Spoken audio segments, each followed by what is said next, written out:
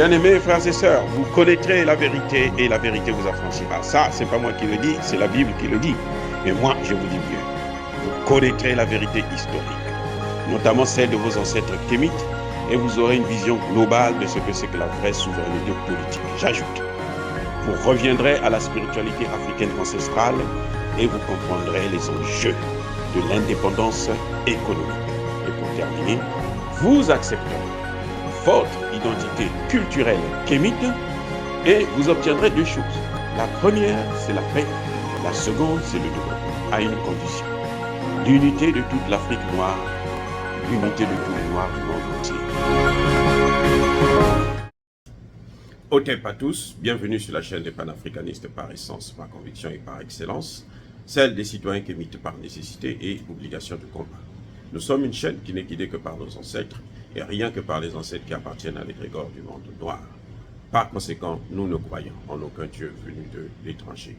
Toutefois, cette vidéo n'est aucunement destinée à inciter à la haine ou à la violence, car nous menons un combat qui est d'abord spirituel, démocratique et intellectuel. Ensuite, il est politique, géopolitique et géostratégique, contre l'impérialisme, le colonialisme, le néocolonialisme et l'endocolonial, qui sont tous qualifiés de crimes contre l'humanité.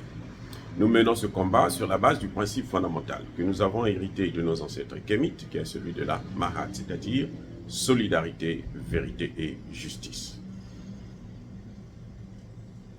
Vous êtes donc en droit de connaître la vérité, nous avons l'obligation de vous dire la vérité, rien que la vérité, afin que justice soit rendue au continent africain. Et ça, c'est notre modeste contribution dans cette noble lutte en faveur de la souveraineté, la dignité, la solidarité et l'unité africaine. C'est exactement ça que nous appelons le panafricanisme. Bien-aimés frères et sœurs, la France s'est encore fait avoir dans son propre piège. Eh oui, Emmanuel Macron s'est fait avoir. Par qui? Pas par nous, hein. C'est pas par nous. Par ses propres amis d'abord, les Américains. Ah, bien sûr. Vous savez quoi? C'est exactement ce qui s'est passé avec l'affaire des sous-marins que la France voulait vendre, je ne sais pas, à l'Australie ou quoi, hein, près de 50 milliards de dollars qui sont allés en fumée. Hein? Et ça s'est volatilisé et c'est parti atterrir aux États-Unis. C'est avec les sondes là, ça a atterri aux États-Unis et puis ça s'est retransformé en dollars. 50 milliards. Et Joe Biden appelle Macron pour venir le voir en Italie. Après ça, le caresser dit hey, tais-toi maintenant. Hein? Je te donne seulement des bonbons. Tiens, les bonbons là, tu vas dormir. Ce qui se passe au Niger là, la même chose.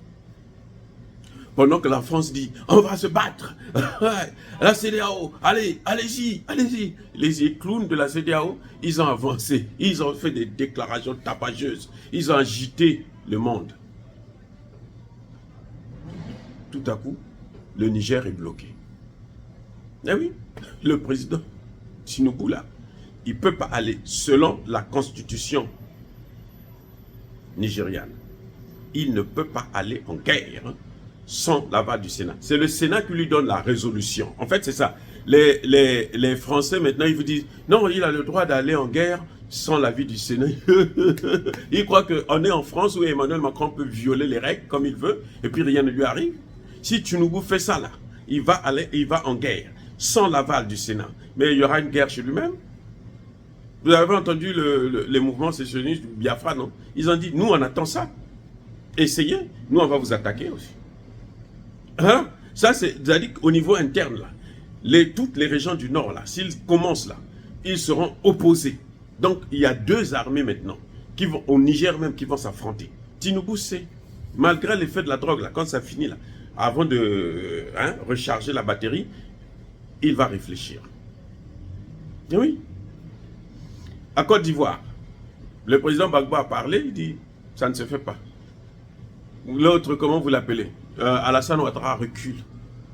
Vous avez entendu Alassane Ouattara déclarer que, comme le Bénin et le Sénégal? Non, Alassane Ouattara a reculé parce qu'il sait qu'il ne peut pas engager ses forces. Il a vu ce qui s'est passé au Mali, non? Les 50 là, ce sont ceux-là qu'ils vont, les 500 ou 59 mercenaires. Ce sont ceux-là qu'ils vont compléter pour aller, non? Mais eux, on les a déjà eu une fois. Cette fois-ci, si on les a, on ne va pas les arrêter, on va les tuer. Et Alassane Ouattara sait ce qu'il a payé pour ça. Et il s'est fait humilier. Mais bon, le ridicule ne tue pas chez eux. Bref. Le ministre des Affaires étrangères béninois, qui avait fait la déclaration. Après, Patrice Talon est venu tirer, on lui a tiré les oreilles. Et écoute, toi tu n'es pas ici pour ça. Parce que nous, notre petit pays là, ne vaut même pas. Le Niger là est seulement le Niger là. S'il rentre, s'engage pour rentrer en guerre contre nous, là, ils vont nous avoir, nous écraser. Donc arrête avec ça. Et il s'est calmé. Donc l'option militaire n'est pas une bonne option. Et ça a toujours été comme ça. Mais ce qui est plus grave, ce qui est plus important, écoutez, ces gens-là, les Américains ne sont pas bien. Pendant que la France est en train de pousser sur toutes les chaînes de télévision françaises, si vous les regardez là, vous avez le même message. Parce que eux, comme ce sont des macros, ce sont des escrocs, des voleurs, des imbéciles, ils donnent une ligne éditoriale. Et tout le monde suit la même ligne. Donc, ils sont en train de nous rabâcher les oreilles. En eux, bien sûr, entre eux les Français, ils sont en train de s'entre-mentir.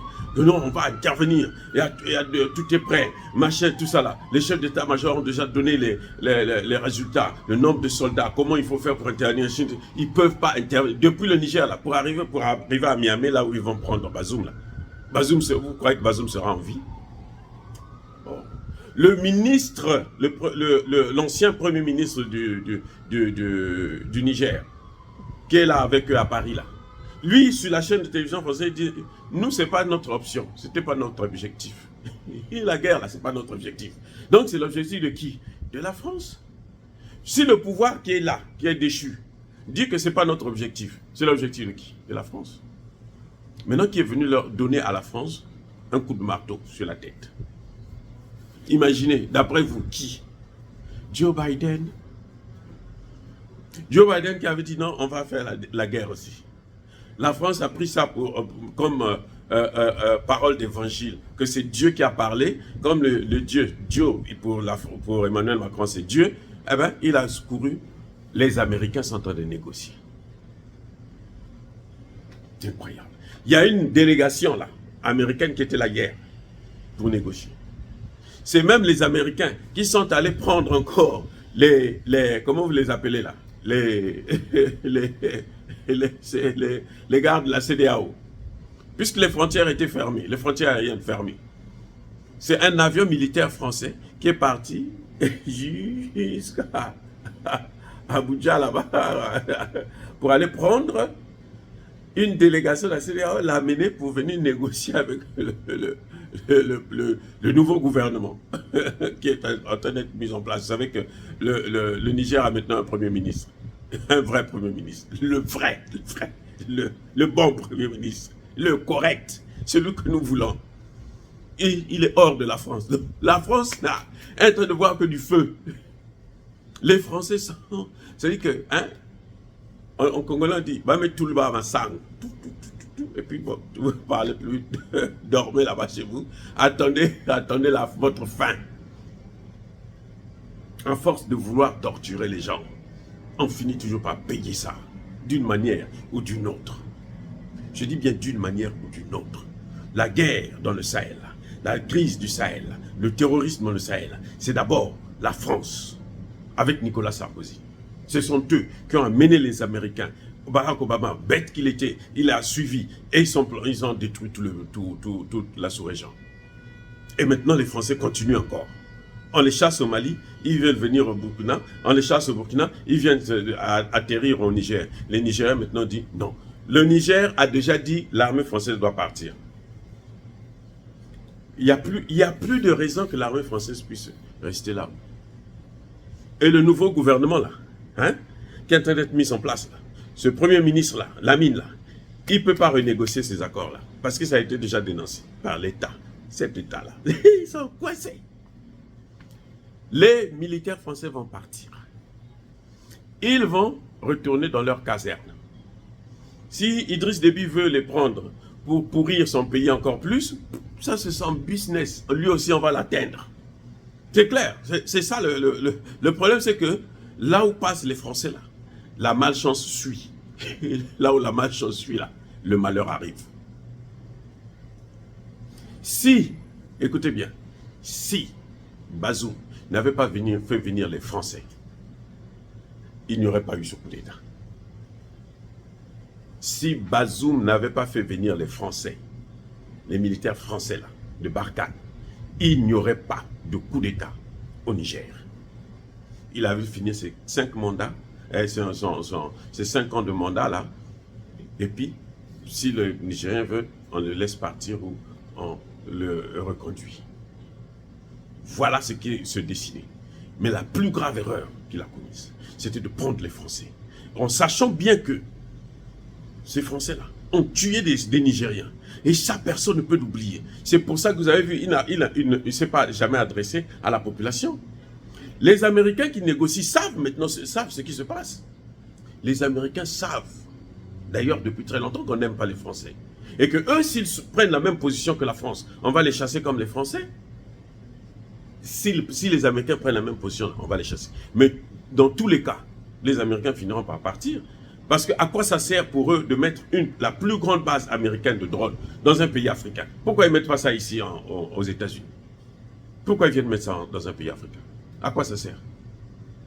Et quand les Français partent là, les Européens là, tout ce qui est le reste de l'OTAN là, ils vont partir. Les Américains seuls vont rester. Eux, leur tour viendra un peu plus tard. C'est parce qu'il faut qu'ils partent tous. Donc les Américains, on va voir maintenant avec eux. Eux, ils vont prendre l'uranium que les Français prenaient là. On va donner ça aux Américains. Nako. On va donner ça aux Américains, c'est mieux. Parce que les Américains, à n'importe quel moment, quand on va leur dire, bon, maintenant, il est temps pour vous de partir, ils vont partir en Afghanistan. Ils ne sont pas partis. Ils sont partis. L'Afghanistan, là, n'est pas une arme. Il n'y a pas une armée là-bas. Ce sont des paysans et des éleveurs de moutons qui ont fait partir l'armée américaine. Oui. Donc, ce n'est pas un problème. Le problème, c'est la France. Parce que quand les 3 pays là vont s'asseoir, très bien là, après maintenant, ils vont créer leur propre monnaie. Après, ils vont créer leur propre monnaie et c'est le début de la fin de la France-Afrique. Parce que là, nous sommes vers la fin de la France-Afrique. Hein. On a commencé maintenant à détruire la France-Afrique. Ce que vous voyez là, ça, c'est la France-Afrique qui est attaquée. Ce n'est pas les Français en tant que tels, mais c'est la France-Afrique. Et comme les Français soutiennent la France-Afrique, ben, ils vont tous payer le prix. Voilà encore comment la France s'est toujours fait avoir. Elle opte toujours. Emmanuel Macron, je vous avais dès le début, je dis, celui-là, quand il va commencer à parler de ça, là, vous allez voir qu'il va... c'est Emmanuel Macron la gaffe. Il commet toujours des gaffes. Tout ce qui sort de sa bouche, là, c'est empoisonné. C'est méprisant. C'est-à-dire qu'il n'y a rien que Emmanuel Macron a dit sur l'Afrique où on peut se dire, oh, hein, regardons un peu, on va dire qu'aujourd'hui il est un peu lucide. Non, non, non, non, non. Il est fou depuis qu'il est au pouvoir à l'Élysée. Il est fou depuis qu'il s'occupe des affaires des Africains. Oui, avant même que les Africains ne se lèvent, là, lui, il avait déjà répondu, trouver la solution. Et sa solution, là, c'est-à-dire que c'est même un enfant de 5 ans. Un enfant de 5 ans, vous lui dites, oh, mais regarde cette histoire-là. Il va vous dire, oh, allons-y parler avec lui pour lui demander d'abord qu'est-ce qui se passe. Et il a plongé Tinubu dans l'erreur. Il a plongé Tinubu. Tinubu sait que la résolution des conflits en Afrique, ça ne se passe pas comme ça. Tinubu le sait. Tinubu sait exactement. Tinubu pouvait prendre son vol, un vol là-bas, là, depuis le Nigeria. Et il dit, bon, moi j'ai atterri à Niamey, je viens vous voir là-bas. Tinubu là. Les frontières sont fermées, on allait ouvrir ça pour lui. Parce que nous savons comment on respecte la famille, les frères. Nous le savons. C'est Tinubu qui a tout gâché parce qu'il a voulu suivre la France. Tinubu a tout gâché parce qu'il a voulu suivre la France. Il s'est aligné dans le comportement de la France. Vous voyez le Ghana, comment le Ghana, aujourd'hui, est-ce que vous entendez le Ghana parler? Le Ghana ne parle parce que le Ghana a multiplié que des gaffes, puisque ce n'est pas le Ghana lui-même, ce n'est pas Nana Akufo qui parlait, c'est la France qui parlait. Au point où Nana Akufo est tombé, est allé en désaccord total avec sa population, avec ses députés, son parlement. Et maintenant, vous voyez, dans ce cas-là, il est réservé. Il est à côté. Il est réservé. Vous n'entendez pas faire des déclarations sur une intervention militaire. Vous n'entendez pas faire des déclarations sur la gestion de la crise. Il est comme s'il il est tétanisé. Et c'est la même erreur que la France a reproduit avec Tinubu. Et Tinubu va aussi plonger comme Akufo. Parce que Tinubu, ce qu'il aurait pu faire, c'est se lever, prendre son vol, venir à Miami, le même jour ou le lendemain. Il vient les voir.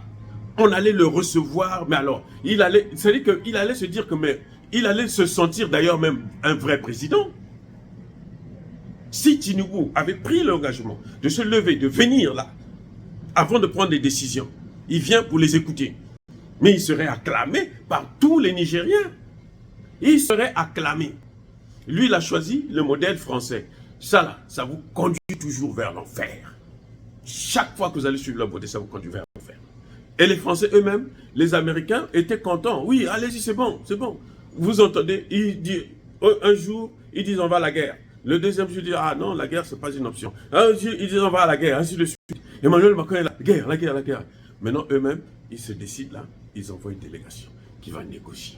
Au Mali, là, l'ambassadeur des États-Unis est là au Mali.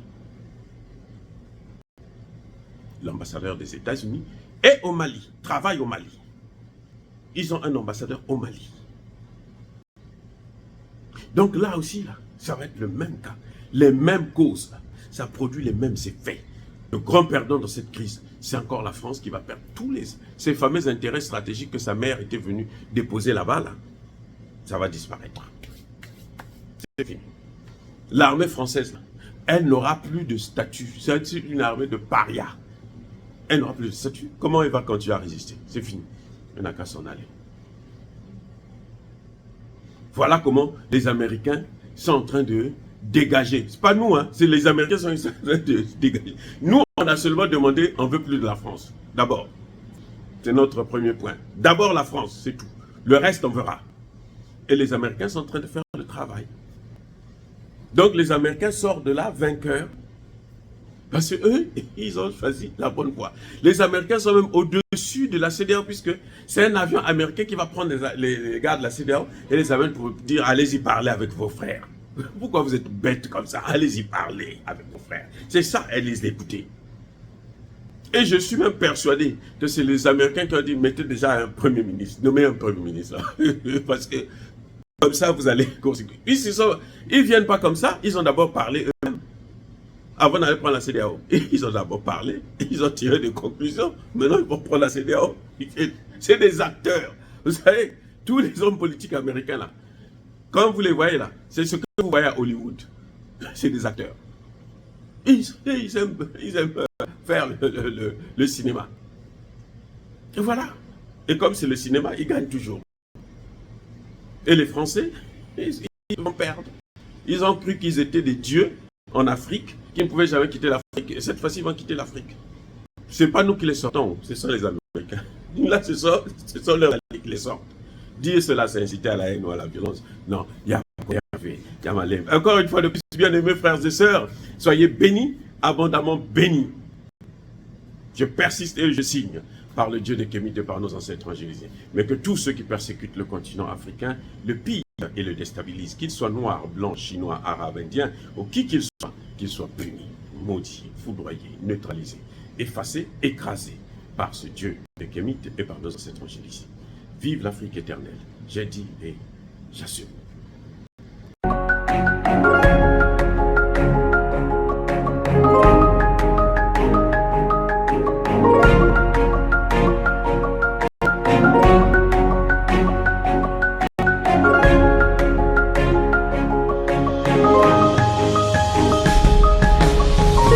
Eux, ils marchent par la foi et non par la vue. Mais moi, je vous conseille vivement de marcher par la connaissance scientifique et historique, notamment celle de nos ancêtres kémites, par les cinq sens et par l'intelligence. À vous, à Pierre.